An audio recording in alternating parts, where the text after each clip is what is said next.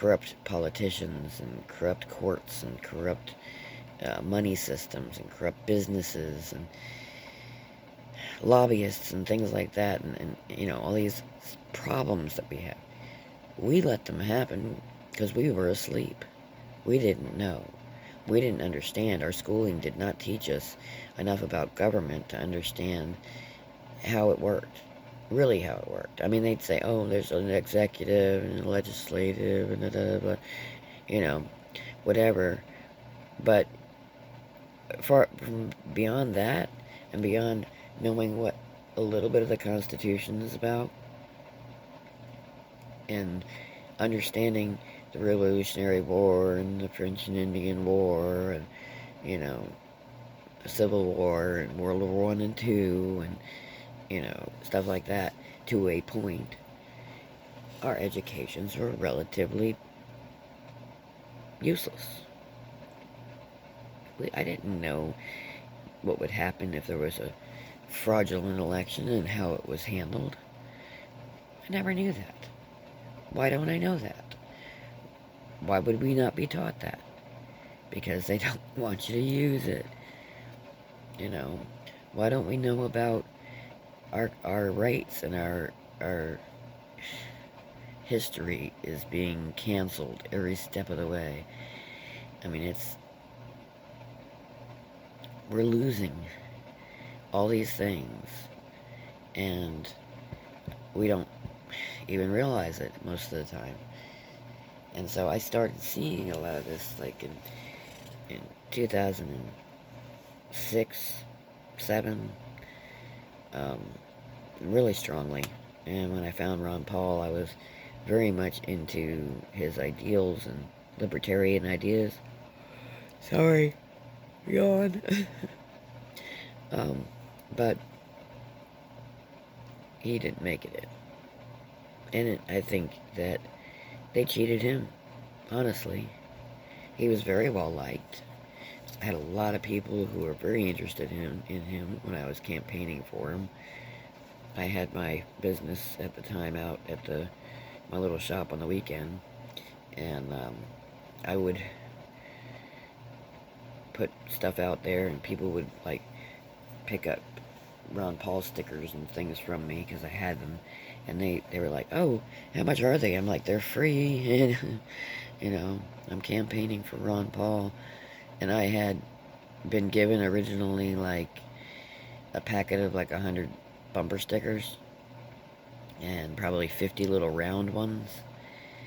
And after one weekend at the market where I worked, where I had my booth, my little shop, they were basically gone. I had like a couple of the bumper stickers left, and maybe 2 of the round ones left. That was it. The round one said Revolution with a love backwards on it, a little white sticker. And the other one said Ron Paul on it or whatever. And it had regular bumper sticker shape. Anyway, everybody was interested in him. Everybody was interested in the ideas of less government, less taxation, less bullshit. But somehow they managed to not let him get in. Let him get anywhere close to getting in. And I think these tactics that they use right now, and that they're using on Donald Trump, are the same tactics they used on Ron Paul. Honestly, I really do. I watched back then. I was paying attention. And I saw it. I saw what happened. And, yeah, I mean,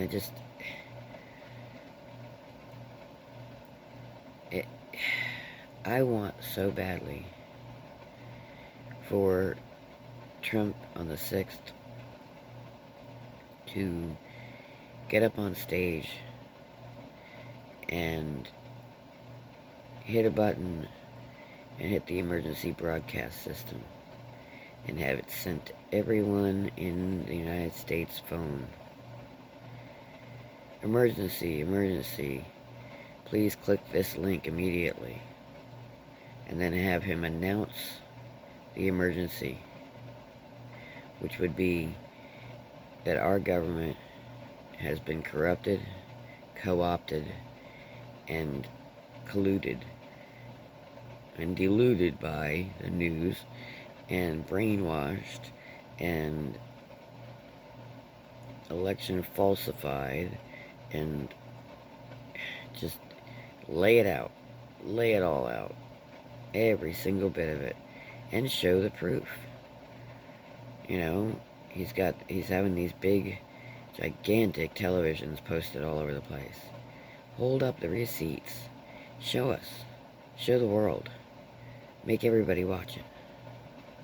Not just us standing there in Washington, but everyone. Everyone in the country. People need to wake up. We only have a short period of time to save this country from complete and total destruction and to save our freedom from being taken from us. And people may laugh, oh, ha, ha, ha, that's never gonna happen. Yeah, you watch. Let Biden get in there. Let them stuff that Supreme Court with people.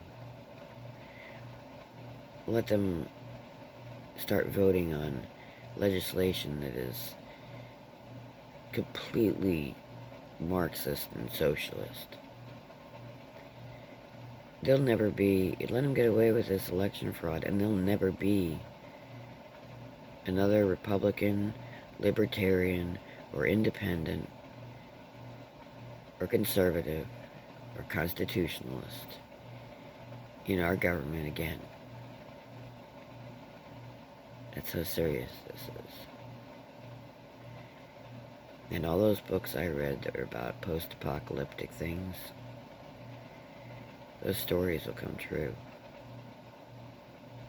We will have war. We will have pestilence. We will have corruption and violence and lack of law and lack of morals in this country will devolve into chaos. And our rights will seep away from us. And they will take our guns. Well, I lost mine in a boating accident. But they'll take our guns. They'll take our rights. And they'll make it look like it was all because of a pandemic. Or 9/11 with the Patriot Act. Or whatever their next new fangled thing is. And it will be the frog boiling very slowly in the pot.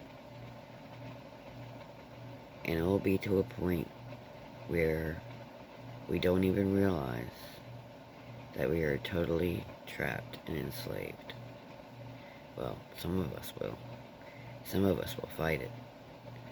But the general populace, the MSM watchers, the borderline moderate conservatives, those who aren't paying any attention, those who believe what the news is telling them, that Trump did not win, those that really just don't understand because they don't do research and they don't really have time, or they might be conservative but they just don't think about it any deeper than that and call everything that we think of conspiracy theories. Well, there's something called scientific theories, and you know, you do research to prove your theory, and we do research to prove ours. And there is no conspiracy theory when you've got the facts and figures and the receipts and the video and the audio.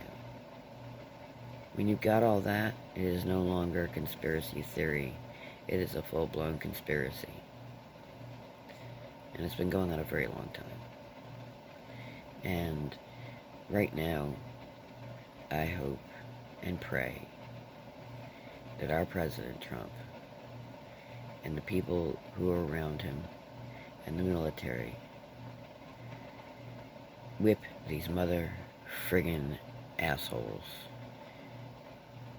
to a bloody pulp when it comes to political situation that we are in. they need to be bent over somebody's knee and spanked for every single indiscretion they've done. Oh wait, they'd probably enjoy that. Take that back. How about just some good Guantanamo? Just ship them out, military tribunal them, and get them up the road. That's all I gotta say on that. But, seriously, we gotta win Georgia. If you're in Georgia, please go vote. I don't care if yes, we know the machines are corrupt, but you have to go vote anyway, because once we figure out this thing with Trump and the machines and we get that straight, the Georgia votes will be straightened out behind him. So just go vote anyway. Just do it. And keep this Warnock person out. First of all, he's anti-Semitic. Second of all, he's a jerk. I mean, he is a total ass munch. I would not want to be around him. He is kind of scary. I mean, he seems like the kind of guy that if you spoke a word he didn't like, he'd just attack you and yell at you and scream at you and run your foot over like he did to his wife, his ex-wife. Seriously. Scary dude. I don't like him at all. He gives me the creeps when I look at him. Yeah, we definitely need not to put Warnock, or Warlock, as he looks like to me, into any kind of office. So, please, if you're in Georgia, or if you know someone in Georgia, please call them up on the phone, or please get out there and vote yourself, and make sure that that Warlock does not get in office, or his little buddy there, okay? Mr. I think he's in bed with China too. So, in any case, very important. And if you have the opportunity, show up in Washington. Unfortunately, I can't do it. But I would if I could. Seriously, I would love to. I had the greatest time in my life in the last years in my life going to a Trump rally. It was fantastic. Camped out all night. The night before, got dropped off there, camped out in Lyme, met some great people, spent all night hanging out with them, and the next morning I spent like packing everybody up, helping them move, and we picked up all our trash, and we put it in bags, and we actually kept the entire parking lot of that place clean. And when we got to the end of the line, there was a big giant trash bin, and everybody had picked up stuff all along. Every person that walked through the little cattle trails in front of the place had picked up garbage along the way, and we all dropped our baggies in the big dumpster and got rid of our garbage. And when I walked out later that night, that place was immaculate. They didn't have to clean up after us, even though we camped out there the night before. Self-responsibility again, you know? But seeing Trump was awesome. I didn't have the greatest seat in the world, but it was still pretty damn cool. I still had a decent enough seat, let's put it that way. But had I known anything about that particular Coliseum and where the seating was, I would have picked a different aisle to go in. One where I would have been more facing the front of the stage. I was kind of on the side of the stage. But in any case, that was awesome. Met great people, had a great time, and still in contact with some of them, as a matter of fact. And yeah, I would definitely be in Washington if I could be, but I can't, unfortunately. It's not within my means at the moment. But if you can be in Washington, be in Washington. If you could be at your own state capital, be there. We need to make a presence known, and we all need to, whether you meditate, manifest, pray, whatever you do, we all need to give energy to Trump and his team and our team and us whooping some ass on the 6th. We need to put our foot down and say, no, we're not going to take it. We're not going to put up with it. You work for us, not the other way around. We tell you what to do. We are supposed to be the bosses of you. We elected you to do a job. And if you can't do that job, then you need to hit the road. We need to be strong. We need to be vocal. And we need to let these people know that they work for us. Those are our tax dollars that they spend. They don't need to go out of the country when we're in a crisis and pandemic situation. Yeah, if you want to call it that. But financially, we're in a heck of a crisis. Small businesses are failing all over the place. We need to let them know that they have no right to send our money out of the country. We need to let them know that we're not going to let them get away with vote fraud. We need to let them know that we the people and this Constitution that this country is built on is the only law that matters. Not all these piddly garbage laws that they keep making up without our permission. I don't want to pay for them to have $1 million houses while I sit here in a trailer made in the 70s that I have to do repairs to make it look better. While Nancy Pelosi has 6 friggin' houses or whatever and eats expensive ice cream. Heck, I haven't had ice cream in months. Not that I couldn't go get some, but I don't waste my money on frivolous things. I take care of things I've got to. The bills, my pets, the people around me that I care about. And these people live high on the hog for, out of our tax dollars and the money from lobbyists. And I've told you how I feel about lobbyists and big corporations donating to politicians. I don't think they should have any right to. I don't think anybody but people, the actual people who they represent, should be able to donate to a politician.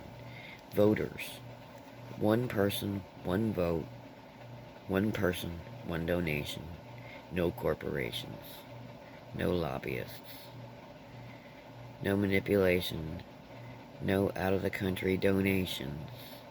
No programs to help people in Pakistan have gender studies. Nothing like that. That's our money. It comes out of our income, from our businesses, from our work, from our jobs.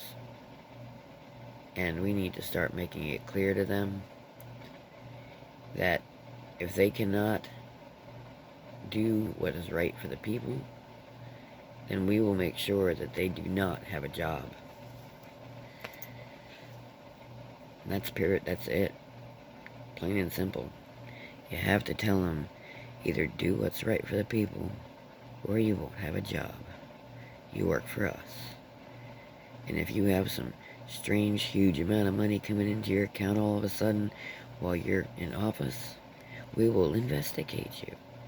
You have a salary, and you better not have any more than that salary come in while you're in office.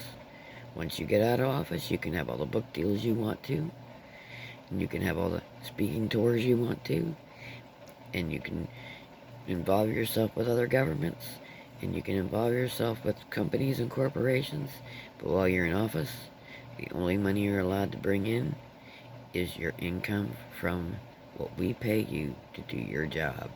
And you better be there to do your job. Plain and simple. And you better do it the way we voted for you. If we voted for you to do something, you told us in your campaign you were going to do something like Trump has and has done, you better do like Trump did in the last 4 years. You make a promise, you keep a promise. Don't make one unless you can keep it. And that's all I gotta say. And this has gone on way too long. So, I will end it here. God bless you all. God bless America. And stand tall, patriots, and keep up the good fight. And make it to D.C. if you can on the 6th. Support our president. Support the Constitution. Support this country. Please like, share, and subscribe. And you all have a good one.